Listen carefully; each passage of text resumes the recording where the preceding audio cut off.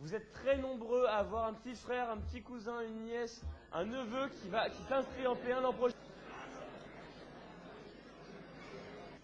On va revoir quand même un tout petit peu de morphologie, mais très rapide.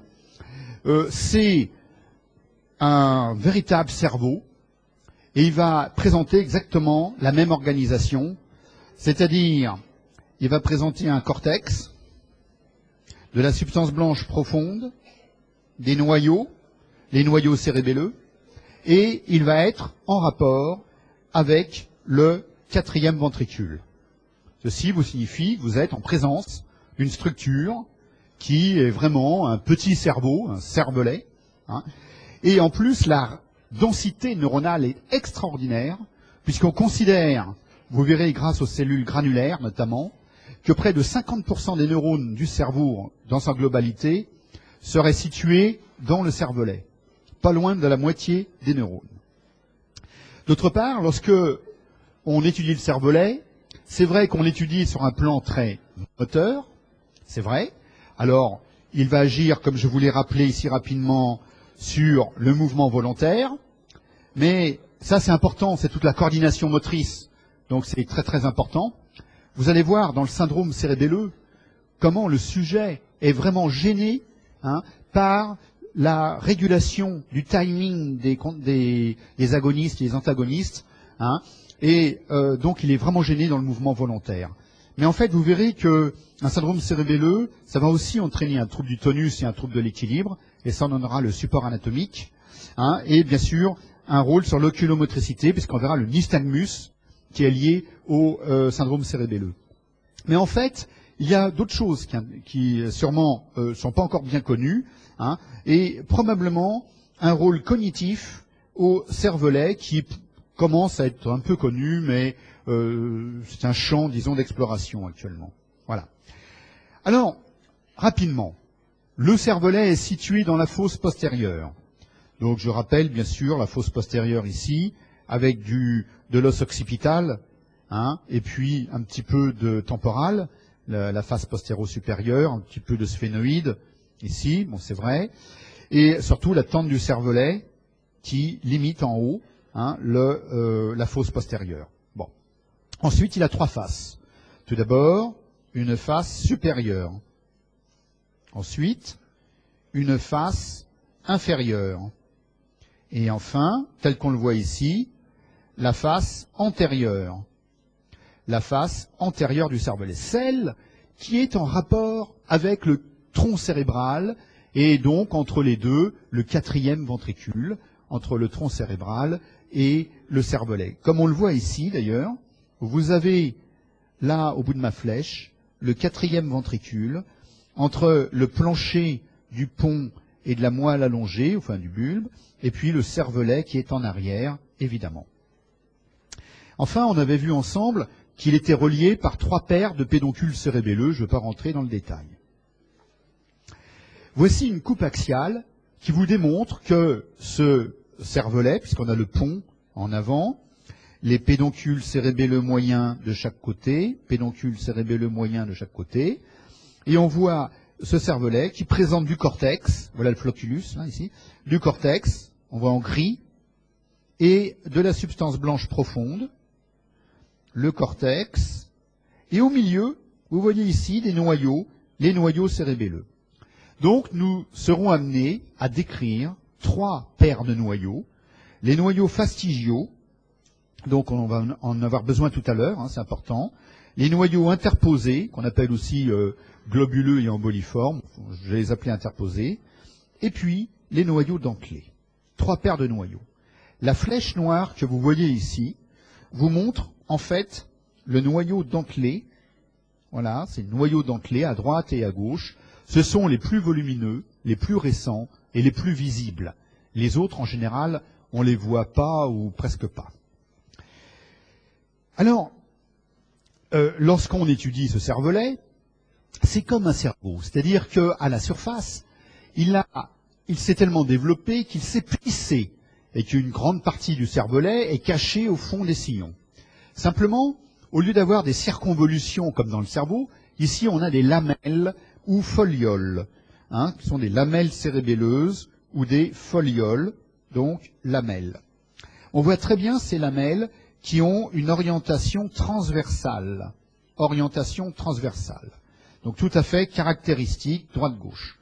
J'insiste sur leur orientation transversale, car l'organisation tridimensionnelle dans le cervelet est un paramètre important dans les connexions, et on va faire tout à l'heure un module 3D, hein, une organisation 3D dans la lamelle. Donc voilà. À partir de là, on va décrire deux grandes fissures, c'est des sillons très profonds, les fissures, qui vont séparer le cervelet en grandes régions. Je vais peut-être changer de couleur pour mieux voir, peut-être que le vert est mieux, voilà. Et je vais prendre du très épais, voilà. Une première fissure, ici, qu'on va appeler la fissure primaire. La fissure primaire. Et vous voyez que cette fissure primaire va séparer un lobe qu'on appelle classiquement antérieur, de tout, en orange donc dans mon dessin, et du cervelet postérieur, lobe postérieur, c'est tout le reste qui est en arrière. Voilà, fissure primaire.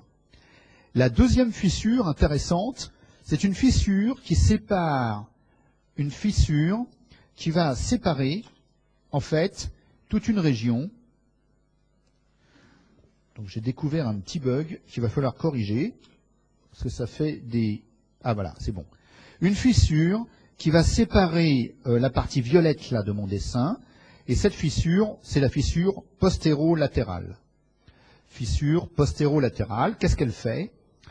La fissure postérolatérale, F postérolatérale, elle sépare un lobe du cervelet, celui qui est en violet dans mon dessin, qu'on va appeler le lobe, donc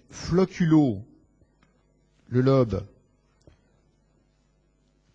floculo, j'ai des petits soucis, voilà, floculo-nodulaire, c'est écrit en dessous, hein, lobe floculo-nodulaire, il est séparé du reste du cervelet, hein, donc, voilà, trois régions, lobe floculo-nodulaire, lobe antérieur, lobe postérieur, deux grandes fissures. Alors, il y a un autre sillon assez important, c'est le sillon, je vais rechanger de couleur à nouveau, le sillon ou qu'on appelle fissure horizontale. Fissure horizontale, on la voit un petit peu là, ici, comme ça. Donc c'est la fissure qui sépare la fissure H, fissure horizontale, c'est celle qui sépare les faces supérieures et inférieures du cervelet. Donc c'est celle qu'on voit ici. Hein. Je vais faire une petite flèche. Oula. On va faire une petite flèche, comme ça, voilà, qui sépare donc les faces supérieures et inférieures, elle est horizontale. Bon. En fait, nous, ce qui va nous intéresser, c'est pas vraiment cette subdivision antérieure-postérieure. C'est une autre subdivision qui est liée aux connexions même du cortex cérébelleux. Alors, la première subdivision qui nous intéresse, c'est la partie la plus ancienne du cervelet, ou archéocervelet, c'est tout simplement le lobe floculo-nodulaire, floc-node, floculo-nodulaire en violet. Alors qu'est-ce que c'est? C'est l'ensemble d'un petit lobule du cervelet qu'on appelle nodule au milieu, nodule, et de deux autres petits lobules, à droite et à gauche, qu'on appelle les floculus. Eh bien, tout ceci est relié, le nodule et les deux floculus, et forme le lobe, donc floculo-nodulaire. Ou nodulo-floculaire si vous avez envie, c'est pas grave. L'intérêt de ce cervelet, c'est qu'il est ancien, bien sûr, mais surtout qu'il est relié, surtout au noyau vestibulaire, d'où le rôle important du cervelet dans le contrôle de l'équilibre du sujet, à un tel point que dans un syndrome cérébelleux, le sujet va avoir un grand trouble de l'équilibre qui fait qu'il va élargir les jambes, c'est-à-dire il élargit ce qu'on appelle le polygone de sustentation, il marche donc les jambes un peu écartées, Sinon, il fait des embardées et il a une démarche pseudo-ébrieuse, ce que vous allez apprendre en sémiologie neurologique, la démarche pseudo-ébrieuse du syndrome cérébelleux. La deuxième partie du cervelet, je vais changer de couleur, on va se faire en vert, c'est toute la région moyenne du cervelet. Or, vous voyez que cette région moyenne, médiane, sagittale si vous voulez, cette région médiane, elle est surélevée. Et on appelle ça donc le vermis. Voilà. On l'appelle le vermis cérébelleux. Vermis cérébelleux. C'est cette région sagittale du cervelet. Donc on va définir la région vermienne au milieu et la région paravermienne de chaque côté. Alors cette région du cervelet, qui est sur la ligne médiane, vermienne et paravermienne, elle est en relation avec la moelle spinale, entre autres. Et donc, elle va faire partie du spino-cervelet. Spino-cervelet. Enfin, maintenant, il ne reste plus que la partie latérale du cervelet. Cette partie latérale, ici, elle est très étendue, très développée, mais elle est très récente. Et quand on redescend dans les espèces animales et mammifères inférieurs, peu à peu, l'hémisphère cérébelleux disparaît. Parce que l'hémisphère cérébelleux augmente avec le lobe frontal et augmente avec le développement d'une motricité distale.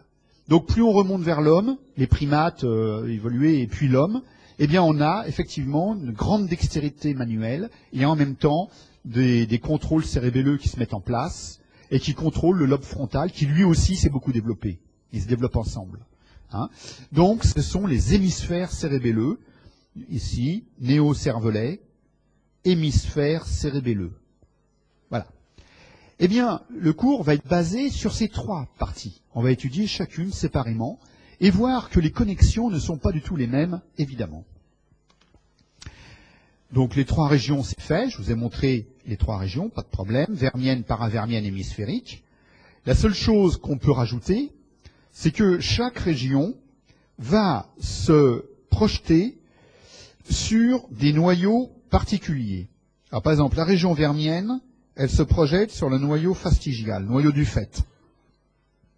Ensuite, la région paravermienne, elle va se projeter sur les noyaux interposés. Ensuite, les hémisphères, eux, vont se projeter sur les noyaux dentelés.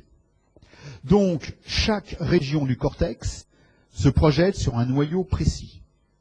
Or, ces projections, au lieu de se faire par exemple, des lamelles, hein, on s'aperçoit que l'organisation réelle des projections, elle se fait en bandes longitudinales. Vous voyez, ce sont des bandes longitudinales, comme ça, de cortex, et chaque bande va se projeter sur des zones précises des noyaux. Hein. Donc, c'est une organisation rostrocaudale, d'avant en arrière, avant-arrière, hein, en bande longitudinale. Ça, c'est l'organisation des projections. Les projections du cortex cortico vers les noyaux nucléaires. Projection cortico-nucléaire. Vous voyez, déjà, c'est très étrange. Alors que les lamelles sont transversales, l'organisation des projections, elles, sont longitudinales. On va regarder maintenant quelque chose que je ne vous demande pas d'apprendre, c'est la systématisation du cervelet. Bon, je ne vais pas vous embêter avec tous les noms de lobules, c'est pas le but, hein. Mais simplement, je voudrais que vous compreniez quand même la carte, hein, le diagramme de Larsel. Si on veut représenter tout le cervelet sur un seul dessin, qu'est-ce qu'on fait? Je regarde le cervelet comme ici, j'ai mon œil, ici, je regarde par sa face postérieure. Mon œil est à peu près au niveau de la fissure horizontale. Et à ce moment-là, qu'est-ce qu'on fait? On va ouvrir le cervelet vers le haut et vers le bas. Voilà, ouvrir vers le haut et vers le bas. Ce qui fait que l'avant de la face supérieure et l'avant de la face inférieure vont se retrouver en haut et en bas du dessin.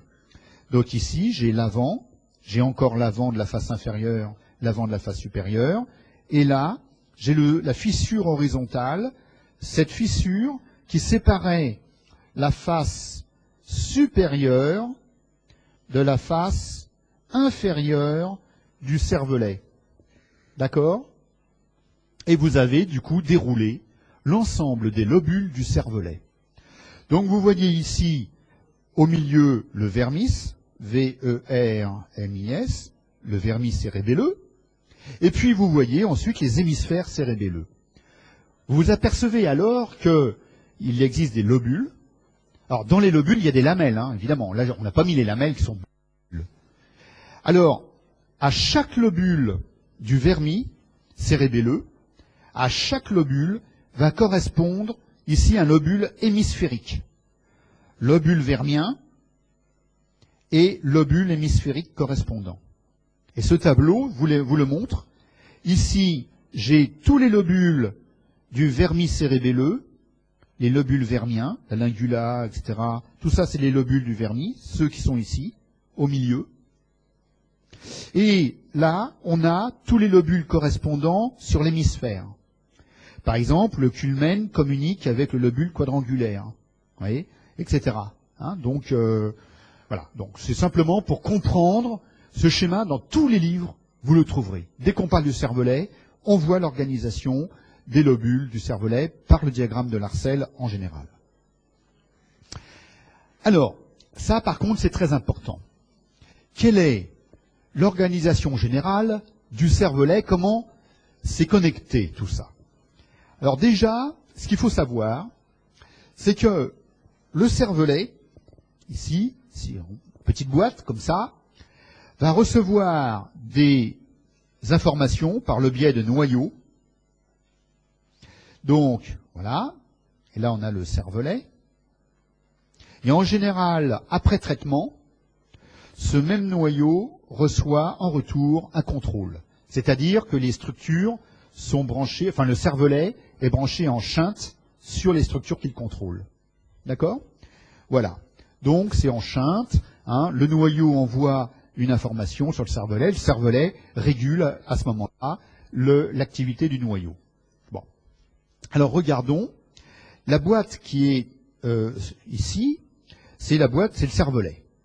Dans ce cervelet, j'ai indiqué le cortex cérébelleux, donc tout ça c'est le cortex cérébelleux, voilà. Vous verrez qu'est-ce qu'il y a dedans, il y a des cellules qu'on appelle les cellules de Purkinje d'ailleurs, c'est vraiment la grande cellule du cortex cérébelleux, et ça, on est donc dans la substance grise évidemment, à la surface. Dans la profondeur, je mets la substance blanche, c'est le côté blanc de ma grande case cervelet.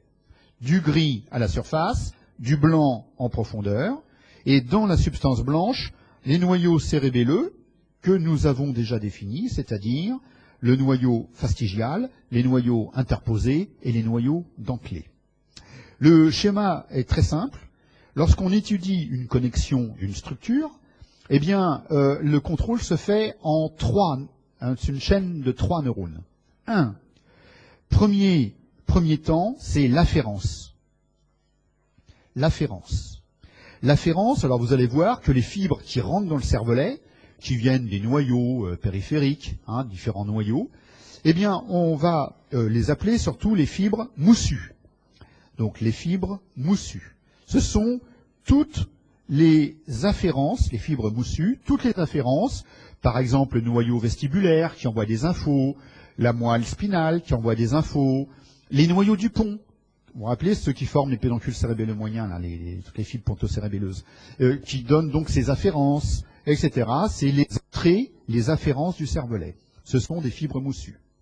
Ces afférences, elles commencent par donner une collatérale, par un petit circuit ici, collatéral.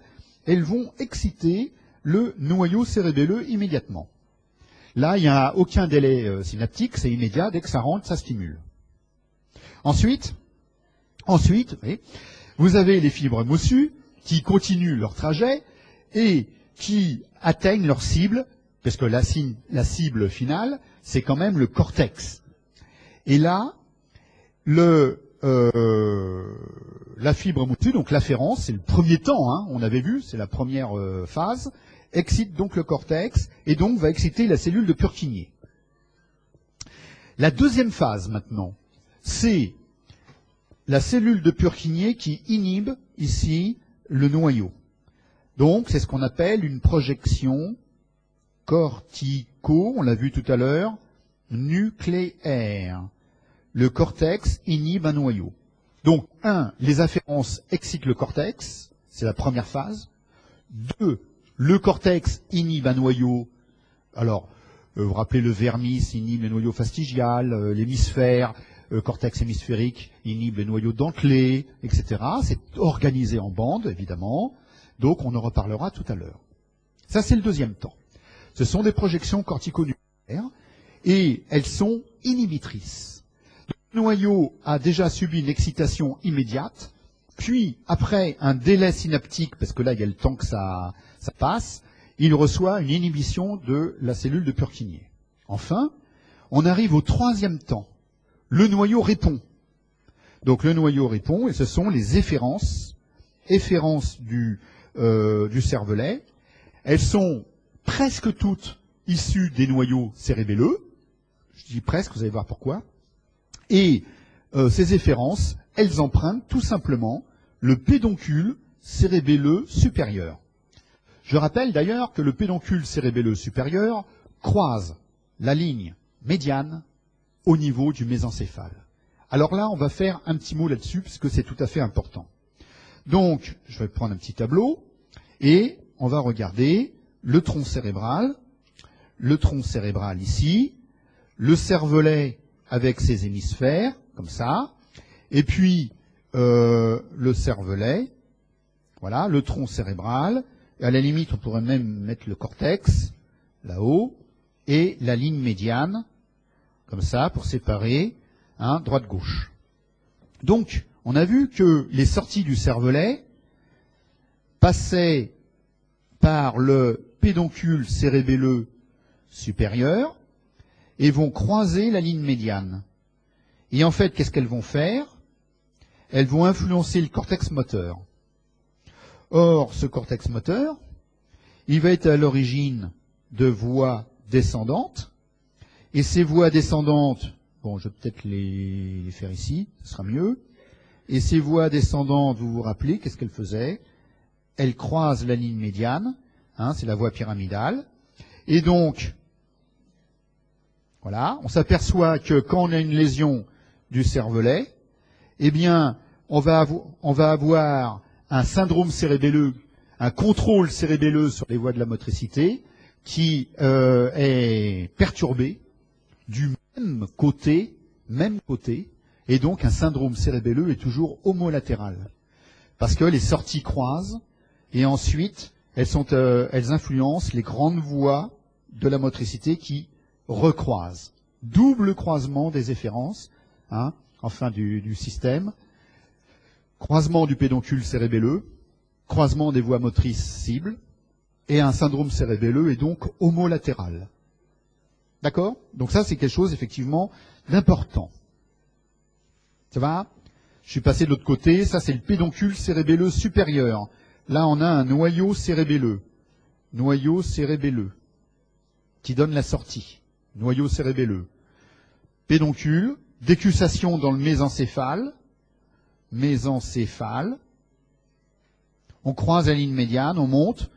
On va influencer une voie descendante, une voie de la motricité, et hop, la voie recroise, et voilà. Alors c'est vrai sur toutes les voies qui descendent et qui sont contrôlées. Donc, revenons à nos moutons. Il n'y a plus qu'à préciser 2 points. Le premier point, c'est qu'il existe un deuxième type d'afférence. Vous savez, le premier neurone qui pénètre. Eh bien, deuxième type d'afférence, ce sont ce qu'on appelle les fibres grimpantes. Fibres grimpantes. Alors, qu'est-ce que c'est? Les fibres grimpantes, FG, ce sont des fibres simplement qui viennent origine égale olive inférieure.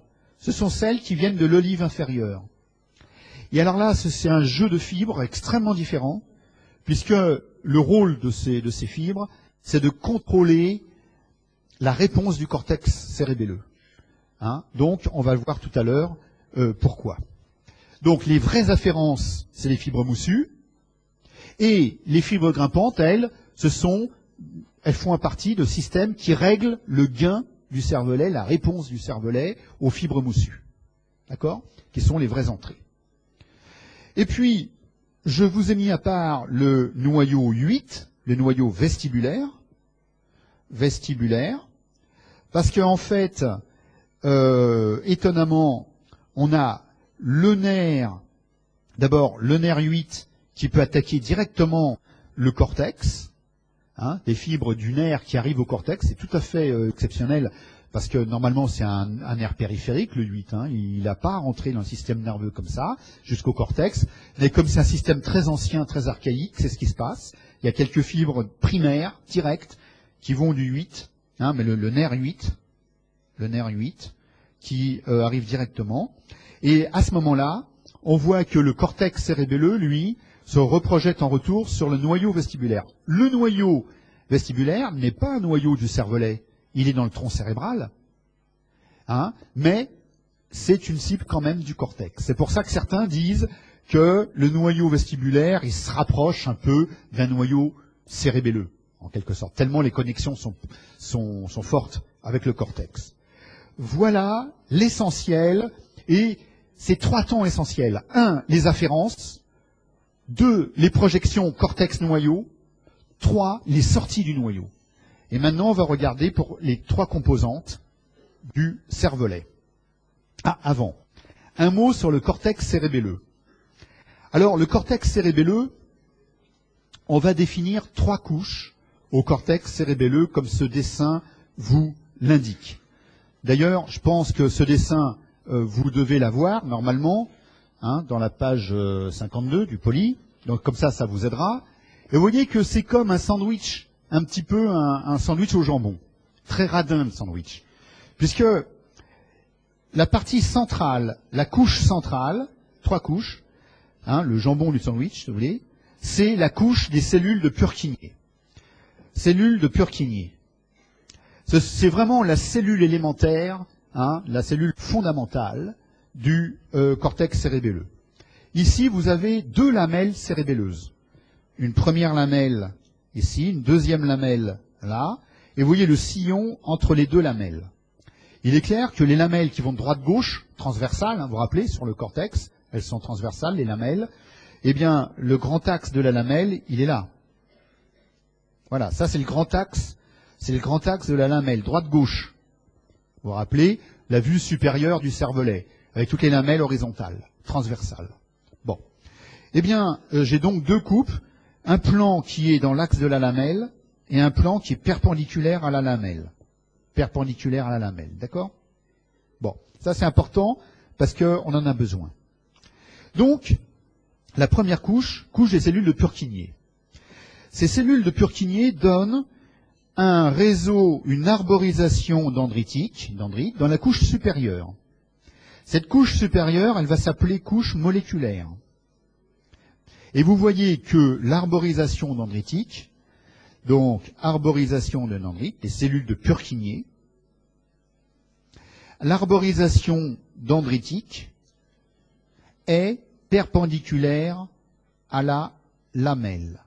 Regardez, oula. Quand je suis dans un plan perpendiculaire à la lamelle, je vois très bien mon arborisation, et là, je les vois un petit peu de profil. D'accord? Donc, le grand axe de la lamelle, il est comme ça. Et là, l'axe de mes arborisations dendritiques, il est perpendiculaire à l'axe de la lamelle. Alors, c'est important parce que la couche moléculaire est une couche où vont se situer toutes les connexions, hein, des cellules du cervelet. C'est une couche de connexion, couche moléculaire. Il y a très peu de cellules, il y a beaucoup d'axones et de dendrites, couche de connexion. Alors, je vais démarrer maintenant, vous montrer. Ah, il y a des coupures. Donc, je vais vous montrer la partie profonde du cervelet, la troisième couche, qui est la couche granulaire. Cette couche granulaire contient des cellules, des petites cellules arrondies, voilà, ici, qui est la cellule granulaire, le grain. Ça, c'est comme tous les cortex, on en a déjà parlé. Je vous ai dit que dans un cortex, les cellules qui reçoivent l'information sont en général des cellules granulaires, des grains, petites cellules arrondies. Même là-haut, dans le cortex cérébral, c'est pareil. Les couches 2 et 4, ce sont des grains, des cellules granulaires. Donc, maintenant, voyons les afférences de ce système. Première afférence qui nous intéresse, la fibre moussue, c'est-à-dire toutes les entrées, les inputs du cervelet.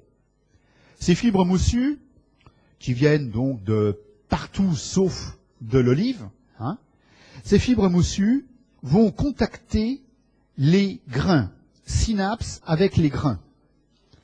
Ici, d'ailleurs, cette synapse forme un complexe synaptique qu'on appelle le glomérule. Le glomérule, c'est le complexe synaptique entre la fibre moussue et le grain. Glomérule. Bon, moins important. Alors après, que se passe-t-il? On va stimuler donc la fibre moussue, stimule la cellule granulaire. L'axone de la cellule granulaire, comme vous le voyez bien, attendez, voilà, l'axone de la cellule granulaire monte jusqu'à la couche moléculaire. Donc voilà la cellule granulaire. L'axone monte dans la couche moléculaire et se divise en deux branches qu'on appelle fibres parallèles. Fibres parallèles. Donc sur votre dessin, essayez de bien noter ça. Vous voyez toutes les fibres parallèles. Or, vous vous apercevez que les fibres parallèles sont effectivement parallèles au grand axe de la lamelle. Parallèles au grand axe de la lamelle. Ce qui fait qu'au cours de son trajet, la fibre parallèle va contacter, ici, 250, 500 cellules de Purkinje. Vous voyez, tous les arbres dendritiques, des cellules de Purkinje. Parce que c'est comme si, je vous regardais vous, si vous aviez les bras en l'air, ça serait vos arborisations dendritiques, toutes alignées perpendiculairement par rapport à la lamelle cérébelleuse. Parce que la lamelle serait l'amphi de bas en haut. Et vous avez votre arborisation qui est perpendiculaire au grand axe.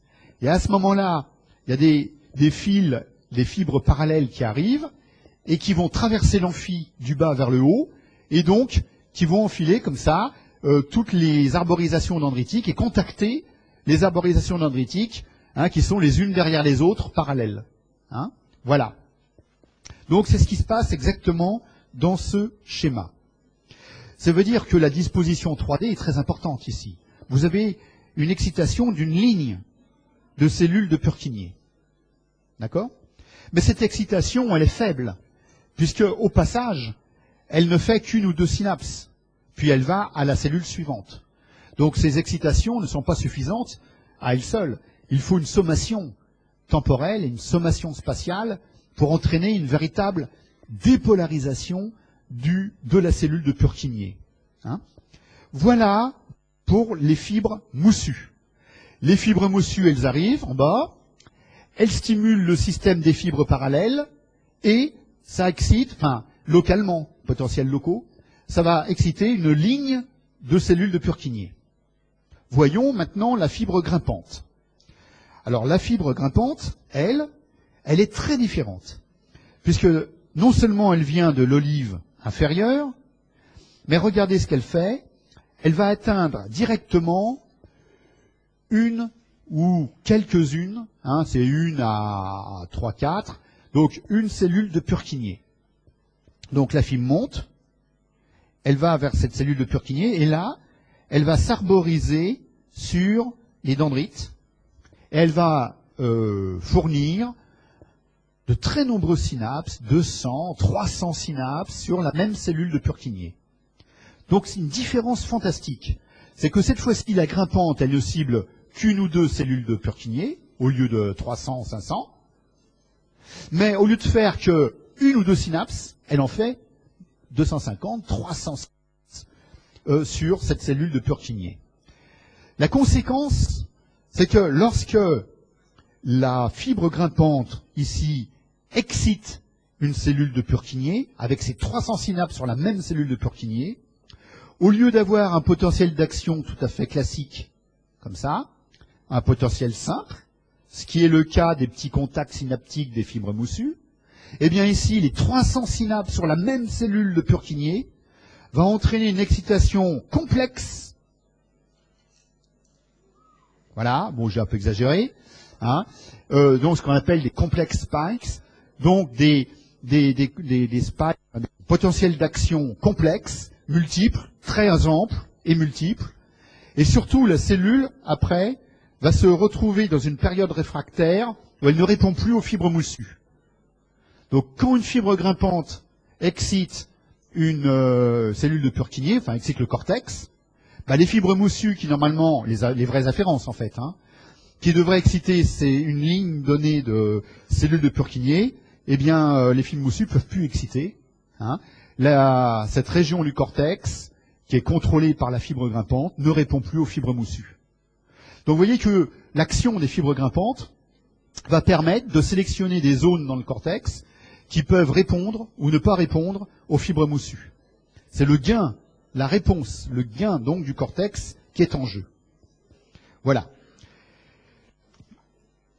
Alors, au total, je vous ai fait un petit schéma qui permet de résumer ce qu'on vient de voir et de montrer qu'il y a des interneurones qui régulent tout ça. Alors, effectivement, on a mis en place, alors en bleu, ici la fibre moussue qui vient exciter le cortex cérébelleux. Au passage, on a vu qu'elle excite le noyau. Et une fois qu'elle a fait son travail, elle a excité le grain, la cellule granulaire. On voit que l'axone de la cellule granulaire, ici, donne les fibres parallèles. Et que, symboliquement, ici, j'ai représenté une cellule de Purkinje en rouge. Voilà. Et excite donc des cellules de Purkinje en ligne. Donc, cette cellule en ligne, vous voyez, ici, on a une ligne de cellules de Purkinje, voilà, avec des fibres parallèles en bleu qui viennent donc exciter cette ligne de cellules de Purkinje. Donc, une excitation de la cellule de Purkinje, et c'était la première phase. J'excite le cortex. Alors, la deuxième phase se réalise. La cellule de Purkinje vient inhiber, GABA, inhiber le noyau cérébelleux, cellule de Purkinje. Ça, c'est la projection cortico-nucléaire. Et enfin, la troisième phase, c'est efférence, hein, les efférences du cervelet par le pédoncule cérébelleux supérieur sont les sorties, les efférences des noyaux cérébelleux. Alors vous voyez qu'il y a des régulations par des interneurones, hein, une régulation par la cellule de Golgi, un feedback négatif, cellule de Golgi, et puis des cellules, des interneurones intéressants, au niveau de la couche moléculaire, on a des cellules dites en corbeille, basket cells, les cellules en corbeille ou en panier, hein, en général on dit en corbeille. Ces cellules, elles sont représentées en vert ici. Et elles ont pour caractéristique que leurs axones partent latéralement. Regardez ici, l'axone qui part latéralement. Ça veut dire que quand j'excite une ligne de cellules de Purkinje, j'excite en même temps les cellules en corbeille correspondantes qui, elles, vont inhiber les cellules de Purkinje latéralement. C'est ce qu'on appelle une inhibition latérale. Parce que sur la ligne même d'excitation, j'entraîne un dispositif qui va inhiber les cellules de Purkinje qui sont à droite et à gauche, pendant que j'excite la ligne au milieu de cellules de Purkinje. Voilà, c'est une inhibition latérale du fait de la disposition des axones des cellules en panier, en corbeille. D'accord ? Alors, on arrive alors aux trois parties du cervelet. La première partie, c'est le vestibulo-cervelet, la plus ancienne. Donc, elle comprend quoi? Elle comprend le lobe nodulo-flocculaire. Donc les deux flocculus et le nodule, qui sont tous reliés. Reliés d'ailleurs par le voile médulaire inférieur qu'on a vu au 4e ventricule. Et ce qu'il faut retenir, c'est que ce système a un lien très fort avec le noyau vestibulaire et contrôle donc le système vestibulaire. Donc c'est ce que j'ai indiqué ici, voilà le rôle global. Le système vestibulaire se projette au cervelet, qui en retour le contrôle. C'est ça en fait, tout simplement. Alors regardons les connexions, en sachant qu'on va les analyser. 1, ce qui rentre, fibre moussue. 2, ce qui sort, projection corticonucléaire et efférence. Donc on va faire ce schéma. Alors ça paraît un peu compliqué, mais on va l'analyser comme il faut. Tout d'abord, on a le nerf 8. Ce nerf vestibulaire, le nerf 8, normalement vous avez bien le schéma, je pense. Hein, eh bien ce nerf 8, c'est bien le nerf, hein, c'est pas le noyau. Voilà. Ouais, il y a le schéma. Ouais. Ce nerf 8, il va donner des axones, bien sûr, qui vont, alors, normalement, un nerf crânien, qu'est-ce qu'il fait? Un nerf sensoriel. Il va se projeter sur un noyau, le noyau de ce nerf. Et puis après, le noyau va se projeter au cortex cérébelleux, ou bon, c'est normal. Mais là, il y a justement un dispositif bizarre où le nerf va, par des fibres primaires, des afférences primaires, le nerf attaque directement le lobe nodulo-flocculaire. Voilà, ça c'est des afférences primaires. Donc le 8 stimule le lobe nodulo-flocculaire directement. Mais il existe aussi des fibres secondaires, ça c'est normal. Le nerf 8, donc, est relayé dans le noyau vestibulaire.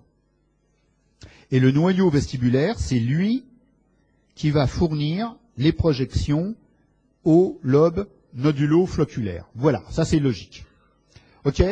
Donc, que ce soit le nerf ou le noyau, des informations vestibulaires par des fibres moussues arrivent au cortex nodulo-flocculaire. Ça c'est la première phase. En réalité, ça arrive au lobe nodulo-flocculaire, il est un peu au vermis cérébelleux aussi. À partir de là, nous sommes dans le cortex. Des cellules de Purkinje vont renvoyer des informations. Alors, où? Eh bien, tout d'abord, pour la partie vermienne. Eh bien, pour la partie vermienne, le vermis, ça c'est toujours pareil, se projette toujours sur le noyau fastigial. Donc, projection sur le noyau fastigial, noyau du fait. Qui, lui-même, là on arrive à la troisième partie, hein, après les projections du cortex sur le noyau, on arrive aux efférences du noyau, troisième partie, et là c'est le noyau fastigial qui va se projeter sur deux grandes cibles, et c'est ça l'essentiel qu'il faut retenir. La première cible, c'est retour, bien sûr, sur le noyau d'origine. Je vous l'avais dit, ça marche toujours comme ça. Quand le noyau vestibulaire envoie des informations, le cortex doit en retour le contrôler. C'est toujours comme ça. Donc, première cible, le noyau vestibulaire. Et ça, c'est intéressant. Parce qu'en fait, ce noyau vestibulaire, bon, c'est gentil, il fait une boucle avec le cervelet, mais il fait autre chose.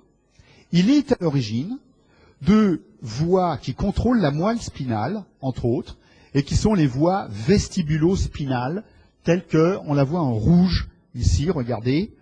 La voie vestibulo, c'est les voies même vestibulo-spinales, qui descendent contrôler les motoneurones et la motricité au total. Donc ici, c'est tout le tonus des extenseurs qui est en jeu. C'est normal, parce que quand vous allez avoir une tendance à chuter d'un côté, l'oreille interne, elle détecte que vous chutez d'un côté, et il faut augmenter le tonus des extenseurs. Des coupures de son, là, c'est terrible. Je vais enlever des choses dans ma poche qui doivent appuyer sur des boutons. Voilà. Alors, je disais donc une première cible du noyau fastigial, cible noyau vestibulaire, qui est à l'origine du faisceau vestibulo-spinal. Deuxième cible, c'est la réticulée du tronc cérébral, dont je vous avais parlé déjà, et qui, elle aussi, fournit des voies qui contrôlent les motoneurones plus bas. Ce sont les voies réticulo-spinales. Voies réticulo-spinales. Donc en jaune, ici, elles ont été indiquées. Voilà, toutes ces voies qui descendent, là, et qui vont aussi contrôler l'activité des motoneurones, en général de façon plutôt indirecte, hein, avec des interneurones. Bien. Donc vous voyez, le cortex vernien se projette sur des noyau fastigial, et enfin, le noyau se projette sur des cibles extérieures, c'est les sorties du cervelet, troisième phase, le noyau vestibulaire et la réticulée. Donc l'idée forte, c'est de dire que, 1, les informations de l'équilibre, informations vestibulaires, sont traitées par le cervelet, et que 2, le cervelet va contrôler les grandes voies descendantes, enfin l'activité des grandes voies descendantes, les voies réticulo-spinales, vestibulo-spinales, hein, et réguler donc le tonus musculaire. Voilà. Alors, là on a à peu près la totale. Le lobe nodulo-flocculaire, lui, il va directement contrôler le noyau vestibulaire, hein, mais c'est la même chose, hein, c'est une projection sur le noyau vestibulaire, projection du cortex nodulo-flocculaire sur le noyau vestibulaire. Voilà. C'est pour ça qu'on dit que le noyau vestibulaire, en quelque sorte, c'est un noyau cérébelleux. Hein, c'est une relation très forte. On va passer maintenant au spino-cervelet. Alors, bon, je vais passer là-dessus. Le spino-cervelet, on avait vu, c'était toute la région moyenne, sagittale et parasagittale, voilà, qui est contrôlée par la moelle spinale. Alors, on va regarder tout de suite les connexions. Voilà. Vous voyez, ça fait des tableaux qui paraissent compliqués, mais lorsqu'on les analyse dans l'ordre qu'il faut, c'est pas si compliqué. Regardons quelle stratégie utiliser. La cible au niveau du cervelet, c'est, dans le spino-cervelet, le vermis cérébelleux et la région paravermienne. Ça, c'est la cible, au milieu. Le vermis, c'est la région paravermienne. En 3 temps, comment ça marche? Premier temps, quelles sont les afférences qui vont stimuler ce cortex vermien et paravermien? Ces afférences, ce sont des afférences spinales. Donc les voici, qui montent. Afférence spinale, c'est les fibres moussues là, qui sont en train de rentrer. Afférence spinale, bon, qui empruntent des pédoncules cérébelleux, hein, inférieurs notamment, hein, pour aller exciter le cortex vermien et paravermien. C'est excessivement important, car ici, on a cette fois-ci une véritable image de l'activité de la moelle qui remonte au cervelet, c'est-à-dire de la motricité qui est en train de se réaliser en temps réel. Au fur et à mesure que vous bougez, toutes les informations spino-cérébelleuses qui montrent l'état de cette motricité en temps réel remontent au cervelet et vous disent là je suis en abduction, en flexion, en extension, en abduction, etc. Hein, au fur et à mesure, vous avez une image réelle de l'activité médulaire par les voies spino-cérébelleuses. Pourquoi? Parce qu'on a des récepteurs articulaires, des récepteurs tendineux, des fuseaux neuromusculaires, etc., qui vous apportent toutes ces informations de manière inconsciente au cervelet. C'était la phase 1. Arrivé au cortex, on arrive à la phase 2, c'est-à-dire les projections cortico-nucléaires. Eh bien, selon qu'on considère le vermis ou la zone paravermienne, les projections sont de 2 ordres.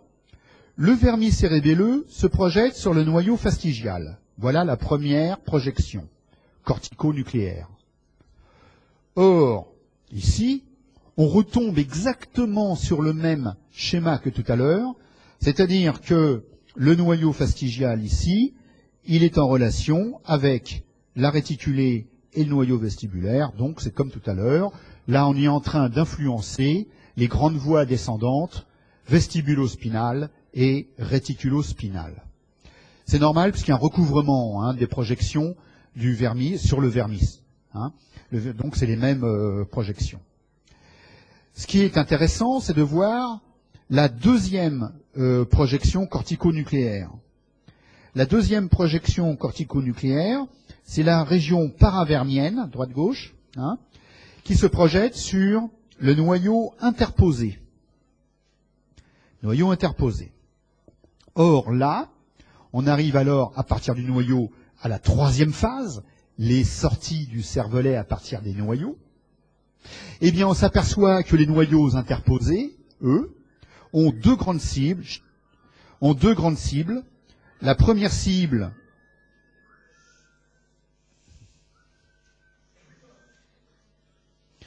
alors, la zone paravermienne se projette au noyau interposé, et le noyau interposé a deux grandes cibles. C'est les sorties du cervelet, sorties des noyaux. Première cible, le noyau rouge. Le noyau rouge, vous vous rappelez, on l'a vu dans la coupe du mésencéphale. Il y avait le locus niger en avant, le noyau rouge en arrière dans le tegmentum. Mais ce noyau rouge, il a deux parties en fait. Une partie à petites cellules et une partie à grandes cellules. Et là, c'est très important, elles sont très différentes. J'ai mis MC, ce qui veut dire partie magnocellulaire, partie à grandes cellules, MC. Et c'est seulement cette partie-là qui est à l'origine de grandes voies descendantes, la voie rubro-spinale. Regardez, rubro, ça part du noyau rouge. Spinal, j'influence les motoneurones. Voilà. J'influence les motoneurones. Rubro-spinal. Et vous l'avez vu, je ne l'ai pas vraiment bien montré dans la coupe de moelle, mais quand on avait la voie corticospinale tout à l'heure, latérale, juste en avant, il y avait la rubrospinale. Elles étaient dessinées sur vos dessins. Vous la retrouverez dans les coupes sur le poly. Donc, rubrospinale qui descend, la voie rubrospinale qui descend avec la voie corticospinale. CS et RS qui descendent ensemble. Ça, c'est la première projection. La deuxième projection du noyau interposé, c'est le thalamus. Et le thalamus, lui, va renvoyer l'information au cortex, et notamment au cortex moteur. Donc, voilà ici comment on peut influencer toute la planification motrice au niveau cortical. Donc vous voyez que le cervelet, il reçoit deux types d'informations. Pour l'instant, on a vu le premier type, c'est des informations de la périphérie, c'est-à-dire de la moelle. C'est l'état réel, l'état en temps réel de la motricité. Si jamais, par exemple, vous avez décidé de monter une marche, et puis que vous butez parce qu'il y a un objet imprévu, vous êtes informé qu'il y a un problème, et vous allez pouvoir corriger le problème. Il faut des retours, il faut des feedbacks, il faut des systèmes de détection d'erreurs. Et donc, il faut être conscient, il faut un retour d'information, et deux, il faut pouvoir réguler les planifications motrices pour les modifier. Voilà. Eh bien, c'est le rôle de la troisième composante, qui est le néocervelet, et là, qui est en fait plus facile à présenter, le néocervelet, et qui va correspondre aux hémisphères cérébelleux. Alors, cette fois-ci, les hémisphères cérébelleux, alors voilà, je mets hémisphère cérébelleux, c'est le centre, la cible de notre système, les hémisphères. Quelles sont les afférences de ce système? C'est la première phase, les fibres moussues. En réalité, c'est toutes les régions du cortex prémoteur et moteur, donc toutes les régions motrices d'une manière générale, qui envoient des informations jusqu'au pont. Et donc, le premier relais, c'est les noyaux du pont, que vous avez vus tout à l'heure dans les coupes pontiques, où on avait la voie pyramidale qui descendait, et puis les petits noyaux du pont qui fournissaient des fibres moussues, les fibres ponto-cérébelleuses. Vous vous rappelez tout à l'heure. Donc, toute la planification motrice, tout ce qui est moteur et prémoteur, se projette sur les noyaux du pont de manière organisée. Ces noyaux du pont vont fournir les fibres moussues, bien sûr, les afférences, et qui empruntent et forment les pédoncules cérébelleux moyens. Bon, en fait, ils croisent à l'immédiane, mais bon. Et enfin, sont destinés à exciter le cervelet. Voilà, les hémisphères. Ça, c'était la première phase. Le néocortex envoie des informations du cortex moteur et prémoteur au cervelet par le biais des noyaux du pont. La deuxième phase, c'est quelles sont les projections des hémisphères sur les noyaux cérébelleux. On avait vu que la projection cortico-nucléaire, c'est projection sur le noyau dentelé. Relation hémisphère se projette sur le noyau dentelé. Ce sont des cellules de Purkinje qui réalisent, comme d'habitude, cette projection cortico-nucléaire. Ça, c'est la deuxième phase. Facile. Je rappelle qu'elle est GABA, elle est inhibitrice. Troisième phase, quelles sont les sorties de ce système à partir des noyaux dentelés. Et là, vous voyez qu'il y a deux grandes cibles. La première cible vers le haut, vers le thalamus, et donc, via le thalamus, vers les régions, vers le cortex cérébral et vers les régions prémotrices. Donc vous voyez ici qu'on a une projection c'est une véritable boucle où on a le cortex qui avait envoyé au cervelet via les noyaux du pont, avait envoyé les informations. C'est la descente ici. Et le cervelet, en retour, via le thalamus, va donner une information, une modification, éventuellement, donc, de l'activité corticale. Donc c'est en shunt, comme je l'avais dit au départ. Voilà, donc, pour cette première projection, celle qui permet un retour sur le cortex. Donc, projection au thalamus, qui lui-même se projette au cortex. La deuxième projection, c'est celle qui se projette sur le noyau rouge. Mais, cette fois-ci, PC égale parvocellulaire, petite cellule, c'est la partie à petite cellule du noyau rouge. Et cette partie-là, elle va se projeter du noyau rouge à petite cellule, parvocellulaire, sur l'olive inférieure. Voilà. Et, bien sûr, vous savez que l'olive inférieure, elle, est à l'origine des fibres grimpantes qui contrôlent le cervelet. Bon, donc retour au cervelet. Voilà. Et alors, cette boucle, elle est assez intéressante parce que dans le cas de lésions, notamment de ces lésions mésencéphaliques, on peut avoir des myoclonies du voile, un syndrome, où, en fait, le circuit dégénère, et à ce moment-là, on a une dégénérescence de l'olive, qu'on voit en IRM, ça fait un hyposignal sur le... Elle gonfle, elle est œdémateuse, elle gonfle, et elle devient en hyposignal en T1, et puis en même temps, le patient va présenter des myoclonies du voile, ce qui est lié à l'atteinte de ce circuit court, donc olive inférieure, cervelet, olive inférieure, cervelet, noyau rouge, olive inférieure. Voilà. Et c'est l'atteinte de ce circuit qui va entraîner effectivement les syndromes de myoclonie du voile. Voilà.